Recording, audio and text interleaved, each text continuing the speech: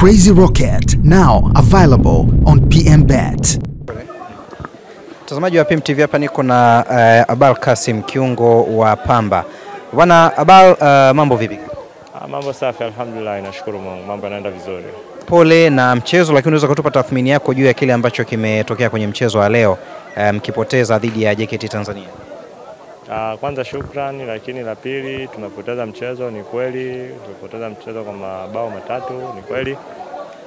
Wenzetu tu niseme labda wametumia nafasi, kwa sababu na sisi wenyewe nafasi tulipata tumeshindwa kutumia. Kwa hiyo nafikiri Mungu amewabariki wao kutumia nafasi, ndio maana tumepoteza mchezo kwa magoli 3-1.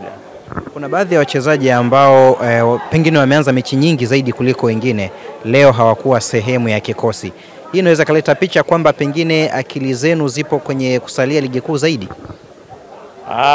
Kiufupi yote ni malengo yetu, kubakia kwenye ligi kuu ni malengo makuu kabisa, lakini pia kutokucheza kwa wachezaji haimaanishi kwamba ni malengo ya ligi kuu, hapana. Kwa sababu hata waliocheza leo, mechi iliyopita walicheza na wakashinda. Kwa hiyo nafikiri sio maana kubwa, labda walimu wanaweza wakasema maana yake.